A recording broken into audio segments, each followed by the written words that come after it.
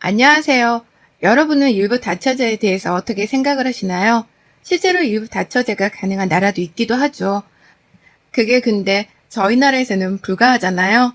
저는 그 말 같지도 않은 상황을 꼼짝없이 겪어야만 한 피해자입니다. 대체 왜 어쩌다가 저런 상황에 놓였는지 제 사연 한번 들어봐 주지 않으실래요? 지금 저는 40대이고 아이는 없습니다. 저 어렸을 때 부유한 집안도 있었지만 사는 게 다 비슷비슷했잖아요. 저희 집 역시 별반 다를 것이 없었습니다. 어려운 형편의 머리수만 많은 식구들이 옹기종기 모여서 어떻게든 먹고 살았죠. 남한 선호 사상이 있던 시절이라 여자아이의 장녀도 막내도 아닌 저는 늘 찬밥 신세였습니다. 오남매 중에 셋째라서 참 어중간했어요.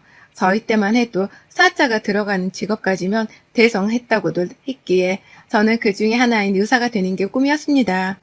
그러나 환경이 따라줘야 의사를 하죠. 공부를 하겠다고 해도 좋은 성적을 받아와도 네가 왜 공부를 하냐며 그런 거 하지 말라던 부모님 때문에 참 서러웠습니다. 저랑 꿈이 같았던 첫째 오빠의 책을 훔쳐보면서 공부했어요. 거기에 조금이라도 낙서를 하면 혼났고 저는 제대로 된 공책 하나 없어서 달력을 찢어서 공부를 했지만 그래도 어떻게든 공부를 했습니다. 그러다 결정적으로 첫째 오빠가 일찍 사고를 쳐버려서 결혼을 해버리며 부모님의 꿈은 한순간에 무너져 버렸죠. 그 다음인 둘째이자 장녀였던 언니는 아예 공부에 뜻이 없었고 셋째였던 제게 희망을 걸어볼까 하셨으나 여자이니까 패스였습니다. 그래서 제 밑에 넷째 남동생에게 모든 걸 거셨으나 얘도 뭐 공부에 뜻이 없어서 또 패스였죠. 그 다음은 막내 여동생인데 부모님 입장에서 막내 여동생을 가르칠 바에는 제게 기회를 주게 되었고 저는 부모님의 지원 아래 공부란 걸 하게 되었습니다. 형제들에게 어찌나 고마웠는지 모릅니다. 그렇게 저는 의사가 되었어요. 5남매 중 유일하게 성공한 자식이 되었죠. 찬밥만 그렇게 먹었던 자식인데 말이에요. 제가 막상 의사가 되고 나니까 가족들이 절 대하는 태도부터가 달라지더라고요. 그런데 서러운 것들 뭐 다 있고 어쨌든 부모님이 지원을 해주셨으니 제가 공부를 할 수 있었다고 생각하고 그냥 아무렇지 않게 지냈습니다. 부모 형제들 힘들 때 도와줬고 제가 힘들게 번 돈이지만 혼자 쓰려고는 하지는 않았죠. 제가 이렇게 잘하니까 부모 형제들도 제게 고마움을 느꼈고 사이는 좋았답니다. 서로가 해줄 수 있는 것, 가장 잘해주는 걸 해주며 서로를 돕고 살았어요. 사남매 모두 결혼했는데 유일하게 저만 미혼인 상태라서 최대의 관심사가 늘 제 혼인이었습니다. 저는 제 개인 병원을 개원하고 싶어서 앞만 보면 참 열심히 살았거든요. 그러니 뭐 연애할 시간이 있긴 하겠어요. 거기다 돈 좀 모일만 하면 죽는 소리 하는 부모 형제들 덕분에 돈이 줄줄 새어나갔죠. 그러다 30대 중반에 소개로 지금의 남편을 만났고 느낌이 확 와서 연애 1년 하고 바로 결혼했습니다. 노처녀로 살 줄 알았는데 이게 또 어떻게 짝이 있더라고요. 나이가 꽤 있는 상태로 결혼을 하다 보니까 아무래도 이세 얘기가 끝없이 나왔습니다. 저도 잘 알고 있는데 꼭 집어서 자꾸만 말을 해주시니 몸둘 바를 모르겠더군요. 시모가 성격이 보통이 아니었는데 제가 의사가 아니었다면 아마 시집살이가 보통이 아니었을 듯해요. 저를 대할 때 한 3박자 정도 참고 쉬면서 말하는 게 보였거든요. 왔니? 그래 일하느라 참 고생이 많다. 내가 너 며느리로 오고 나서 병원 갈 때마다 너 생각이 나서는 의사들한테 얼마나 친절하게 해주는지 몰라. 우리 며느리도 이렇게 고생하겠다 싶어가지고. 네, 잘해주세요. 의사들 겉만 번지를 하지 밥 먹을 시간도 없이 고생하는 사람들 참 많아요. 그러니까 너도 가만 보면 몸매 관리하는 줄 알았는데 못 먹어서 그렇게 살이 없는 것 같아. 가만히 있어봐. 이럴 게 아니라 이참에 내가 보약 지어줄 테니까 그것 좀 먹을래? 그래야 아이도 빨리 들어서고 뭐 그렇지. 아니에요 어머니. 저 체질상 보약 안 맞아요.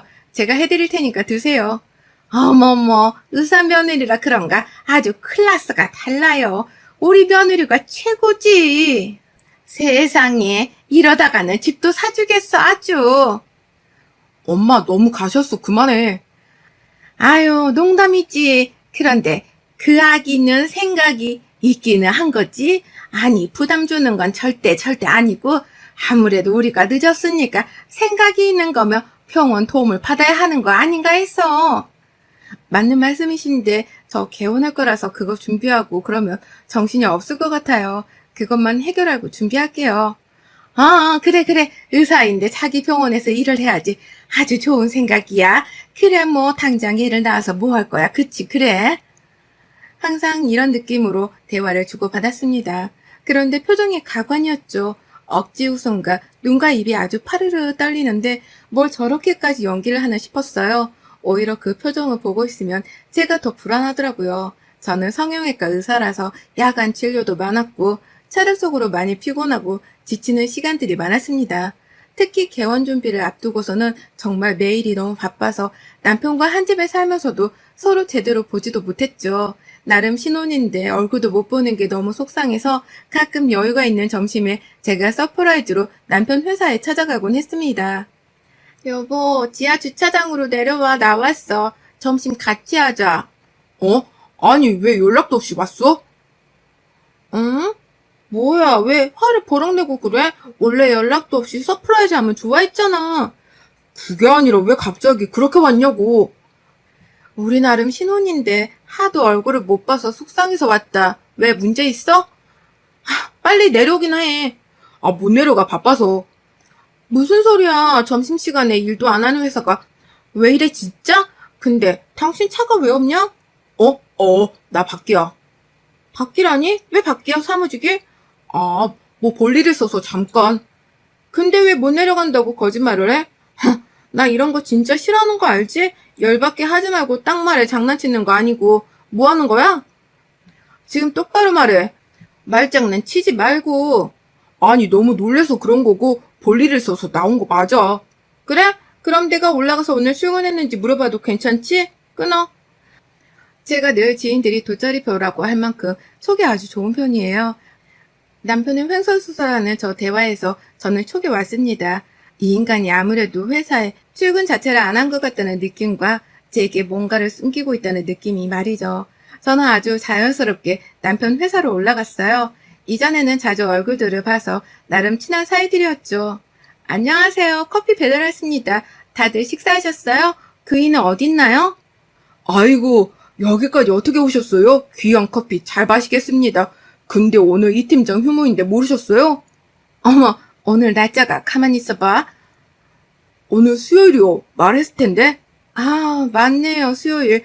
제가 요즘 정신이 하나도 없어서, 아유, 요즘 너무 바쁘거든요. 그래서 그의 얼굴도 제대로 못 봐서 미안해가지고, 나름 이벤트 한다고 왔는데, 휴무도 까먹었네요. 저희가 대신 꼭 전해드릴게요. 아니에요. 창피하니까 말하지 말아주세요. 다음에 다시 찾아올게요. 저 이렇게 정신없는 거 하면 속상해 할 거예요. 맛있게 드시고, 오후도 힘내세요. 역시 제 촉은 맞았습니다. 한동안 제가 바쁜 틈을 남편이 뭔가를 하고 있는 게 분명했죠. 그 뭔가가 여자라면 남편은 정말 쓰레기인 게 결혼한 지 반년도 안 된 따끈한 신혼인데 다른 여자를 만난다? 이건 뭐 거의 회복 불가한 쓰레기잖아요. 저는 천천히 접근하기로 했습니다. 원래 이런 일은 이상적으로 접근을 해야지 안 그러면 판이 뒤집히거든요. 우선 저 인간은 저 인간이고 제 인생이 더 우선이니 개원 준비에 더 집중을 했습니다. 여전히 바빴고 개원 준비를 하던 중 기존에 다니던 병원을 그만두면서 제게 한 달이라는 여유 시간이 생겼죠. 이 한 달이라는 시간은 남편놈에게 아주 곤욕이었을 겁니다. 제가 한 달 동안 아주 가정적인 주부로 살았거든요. 남편이 일할 시간이 오전 일찍 오픈한 병원 인테리어나 체크할 부분들을 체크한 후 집에 들어와서 청소하고 오매불망 남편만 기다렸습니다. 여보, 언제 와? 칼퇴야? 야근이야? 어쩌지? 야근할 것 같은데? 아, 그래? 어쩔 수 없지. 고생이네.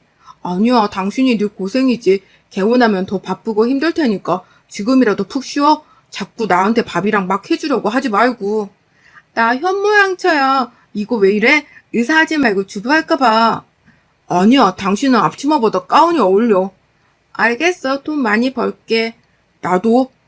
남편은 원래 칼퇴만 하던 인간인데 제가 집에 있기 시작하니 갑자기 야근만 하더라고요. 아니 이렇게 티를 내는데 모른 척 할 수가 있나요?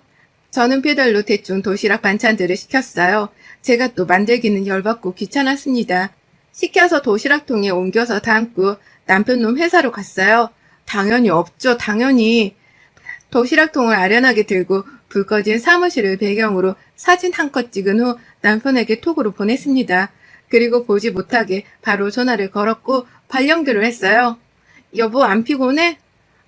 아우, 피곤하긴 하다. 그래서 그런가? 입맛도 없어서 밥도 못 먹었어. 당신은 밥 좀 먹었어? 얼른 집에 가고 싶다. 와이프가 집에 있으면 뭐해? 내가 못 가는데. 그래서 내가 준비해봤지. 어? 뭐야? 왜 불이 다 꺼져 있어? 당신 어딘데, 여보? 여보, 왜 거짓말했어? 여보, 아니야. 그게 아니라. 카톡 사진 봐봐. 나 도시락 이렇게 싸들고 왔는데 사무실 불은 꺼져 있고 당신은 일하는 척하고 나한테 왜 거짓말해? 자꾸? 아, 무슨 소리야. 잠깐 화장실에 온 거야. 왜 그래, 여보? 나갈게. 기다려. 거짓말을 할 거면 그럴듯하게 해. 너무 티나잖아. 장난치니 지금? 집으로 당장 와. 저렇게 발연기를 해주고 집으로 갔습니다. 아무래도 남편 놈이 바람을 피우는 게 확실하다고 생각했고 증거 잡아야죠. 다른 건 몰라도 제가 억울한 건 절대 못 견디거든요. 손해보는 장사도 절대 하지 않죠. 집으로 딱 가니까 남편은 무릎 꿇고 앉아있더라고요. 설명해. 미안해, 여보. 사실 내가 요즘 회사에서 많이 힘들어. 그래서 기분도 안 좋고 자꾸 작아지는 기분이 들어서 혼술 좀 했어. 당신은 잘 나가는데 나는 자꾸 작아지는 기분이 들어서. 그럼 술을 마실 게 아니라 성장할 생각을 해. 자기 개발을 하라고. 술을 마시면 뭐가 달라지니? 매일 그렇게 술을 퍼마시니까 발전이 없지. 그게 그렇게 고민이고 힘들어 죽겠으면 내가 도와줄게. 당신 회사에 도움되는 자격증 올해 안으로 2개 따자. 알겠지? 아니야. 그렇게까지는 안 해도 괜찮아. 죽을 것처럼 힘들어서 혼술까지 매일 하면서 뭘 괜찮아. 나야말로 괜찮으니까 도와줄 때 해. 내일부터 바로 시작해. 내가 강의 링크랑 다 알아봐서 보낼게. 특별히 결제도 해준다 내가. 알겠지? 아, 그래? 고마워. 역시 와이프뿐이네. 뭐 집 서재에서 공부해. 알겠지? 남편이 저를 손바닥 위에 올려두려 하기에 제가 남편 머리 꼭대기로 올라갔습니다. 저희 집 서재, 제 컴퓨터에는 병원 관련 정보들이 있어서 혹시 몰라 홈 카메라가 곳곳에 있어요. 모든 각도에 말이죠. 애초에 남편은 제 컴퓨터 비밀번호를 몰라서 사용도 못하지만 거기에 남편이 들어오면 확인이 가능하니 머리를 나름 굴려봤습니다. 그렇게 꼼짝없이 퇴근 후 공부를 하게 된 남편은 너무 힘겨워했고 저는 중간에 간식을 주며 화이팅을 외쳐줬죠. 그 사이에 남편 차에 블랙박스와 내비게이션을 털었습니다. 이 사람 참 멍청한 건지 순진한 건지 모든 흔적을 남겨놨더라고요. 덕분에 증거는 쉽게 하나 발견했죠.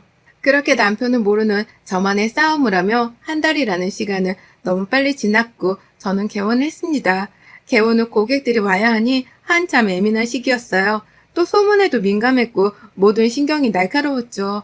제 모든 신경은 병원에만 있었고 솔직한 심정으로는 남편이 바람을 피든가 말든가 내 병원부터 성공시키자는 마인드였습니다. 그렇게 3개월쯤이 흘러서 자리를 어느 정도 잡았고 이제야 숨통이 트이기 시작했죠. 그래도 성형외과인 만큼 소문에 아주 민감하기에 신경이 많이 쓰였어요. 한참 바빠 죽겠는데 하루는 시모가 퇴근하고 무조건 시댁으로 오라는 겁니다. 하필 야간 진료에 수술도 많아서 피곤해 죽겠는데 말이죠. 무조건 오라는 말에 어쩔 수 없이 갔는데 거기에는 남편과 시모 그리고 배부른 산모 하나가 있더라고요. 딱 보자마자 오호라 내가 찾던 게 바로 쟤구나 싶었습니다. 앉아라 할 말이 있어서 부른 거니까. 상간일 거고 임신했니? 뭐 이혼해줘? 배 보니까 7개월 8개월? 헐 대박 뭐야? 아니 남편이랑 바람 펴서 애를 가졌는데 열받지 않아요? 열받는데 너를 팰 수는 없잖아. 아가는 소중하니까 한 4개월 뒤에는 팰 수도 있어. 조심해. 얘, 너 뭐하니 지금? 거두절미하고 말 한마. 너는 내가 봤을 때 애를 낳을 생각도 없고 노산이라 못 낳을 것 같은데 마침 둘째가 아들을 임신했어. 외국은 일부 다처제도 있고 하니까 그냥 너가 형님하고 얘가 동생 하면서 그렇게 지내자. 둘째? 누가 보면 자매인 줄 알겠네. 어머님, 겨우 이딴 얘기하려고 저를 부르신 거예요? 지금? 아씨, 피곤해 죽겠는데 진짜로 그냥 전화로 하시지 그러셨어요? 아니, 당신 왜 안 놀라? 그러게 말이다. 너는 왜 놀라지도 않니? 아이고 깜짝아. 내 남편이 바람을 폈잖아. 거기다 상간녀는 임신을 했잖아. 뭐 이런 반응을 원하세요? 아이고 쌍으로 지랄을 하소서. 일부 다처제고 나발이고 피곤해 죽겠으니까 나 건들지 마. 아무도 경고했다. 저는 그렇게 말하고 그냥 나왔습니다. 화도 안 나고 진짜 웃겼어요. 저는 형님이고 상간녀는 둘째라는 시모의 말은 머리털 나고 들은 말 중 베스트였죠. 건들지 말라고 경고를 했는데 시모는 바로 다음날 병원까지 찾아와서 말했습니다. 너 네가 의사면 다냐? 이쁘다 이쁘다 해주니까 시애미가 만만해? 네, 만만하긴 해요. 이쁘다 이쁘다 해주셔서 만만한 건 아니고 뭐랄까 무식한 게 보여서 만만하다고 해야 할까? 뭐 그런 느낌? 야, 너 뭐라고 했어? 말 다 했어? 이봐. 원래 무식한 사람들 특징이 목소리 크면 이기는 줄 알잖아요. 딱 어머님, 그쵸? 제가 어제 분명 건들지 말라고 경고했는데 무시했네요. 원래 제 경고 무시하면 큰 코 다치는데 이를 어쩐담? 다치시겠네요?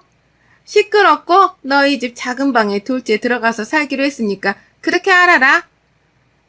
걔 저희 집에 들어오는 순간 저한테 죽어요, 어머님. 그 4개월 뒤에 팰 수도 있다고 한 말 있죠? 그거 앞당겨서 집에 들어오는 순간 팰 거예요, 진짜로. 야, 그럼 애기 아빠랑 따로 사냐? 그건 너무하지. 아기한테 아니나. 웃긴 게 보통 이러면 본처는 나를 내치지 않나? 근데 왜 이혼은 얘기도 안 꺼내지? 이혼은 우리 집안에 절대 안 돼. 솔직해져봐요. 내가 의사니까 아니고, 어휴, 저 시커먼 속이 아주 그냥 다 보이네, 다 보여. 너 둘째 안 받아주면 병원 게시판이고 뭐고 인터넷이고 뭐고 알바 써서 댓글 도배할 거야. 요즘은 그렇게 해서 망하는 병원 많다며. 너희 병원 악플부터 사생활 논란까지 다 퍼뜨릴 거야. 오, 이제야 좀 상대할 맛이 나네요. 오케이. 가세요. 우선 진료해야 하니까. 시모는 개원한 제 병원에 걸고 협박했어요.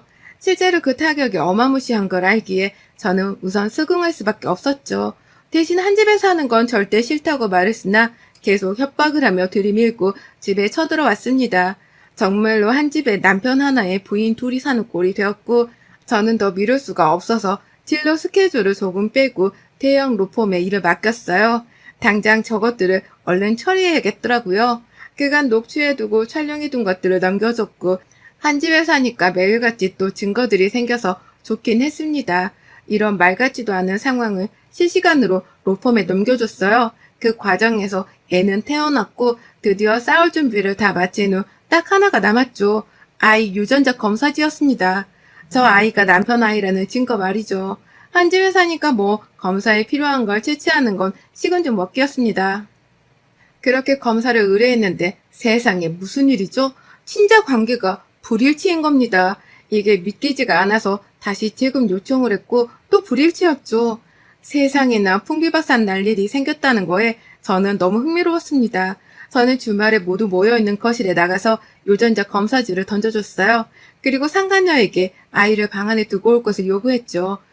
분위기가 좋지 않음을 짐작한 상간녀는 아이를 재우고 나왔고 나온 상간녀 뺨을 한 10대 정도 때린 것 같습니다. 너 아주 더러운 년이더라? 저 애는 누구애니? 세상에 다른 남자애를 품고 이 덜 떨어진 놈 애인 척 한 가정을 박살내고 들어와 산다? 너 대단하다? 여보, 어머니 아니에요. 이 여자 조작한 거예요. 그니까 나도 진짜 있잖아. 안 믿겨서 2번 했다니까. 저는 볼을 딱 붙여주고 뒤로 빠졌어요. 시모가 그 여자를 반 죽이더라고요. 머리는 거의 다 뜯기고 그냥 아유 레슬링 하는 줄 알았습니다. 한쪽에서 보고 있다가 문득 저것들을 약 올려주고 싶더라고요. 언젠가 한가로운 날에 영화 보며 먹으려고 사둔 아껴둔 팝콘을 쩝쩝 크게 소리내며 먹었습니다. 그러자 저것들이 어리둥절하며 저를 쳐다봤죠. 얘, 너 뭐하니 진짜 지금? 왜요? 아니 원래 세상에서 제일 재밌는 게 싸움 구경이잖아요. 그리고 이런 거 팝콘 각이라고 하거든요. 야, 덜 떨어진 놈, 콜라 없냐? 저는 딱 그렇게 한 후 일어서서 팝콘을 남편과 시모에게 부어버리고 남편놈 정강이를 발로 때려서 무릎 꿇게 했습니다. 이와 상간녀도 똑같이 해줬죠. 그러자 시모는 눈치를 보며 알아서 꿀터군요. 미친 것들, 남의 집에서 아주 난리를 치고 있네. 이제부터는 내 순서야, 이것들아. 그렇게 추잡하게 싸울 게 아니라고. 아유, 수준 떨어져. 저는 태형 로펌을 끼고 싸웠기에 일사천리로 척척 진행했고 저것들에게 위자료를 많이 뜯었어요. 중간에 알게 된 아주 궁금했던 사실. 상간녀 아기의 비밀은 아기 아빠와 제 남편과 양다리였고 헤어지고 나서 임신 사실을 알았다고 합니다. 그래서 관계를 하지 않았던 상태였는데 급하게 남편과 관계를 했다고 해요. 그렇게 해도 날짜가 맞지 않는데 멍청한 남편은 당연히 지혜라고 생각을 한 거죠. 결국 둘은 헤어졌고 남편 회사에 살짝 소문을 내줘서 그 나이에 잘렸더라고요. 오갈 곳이 없는지 고깃집에서 서빙을 하던데 영원히 그렇게 살기를 바랍니다. 물론 저는 잘 살고 있어요. 바빠서 밥을 못 먹을 때도 많지만 액체로 어떻게든 영양 섭취는 하고 있답니다. 여러분의 생각은 댓글로 남겨주세요. 오늘도 시청해주셔서 정말 감사합니다.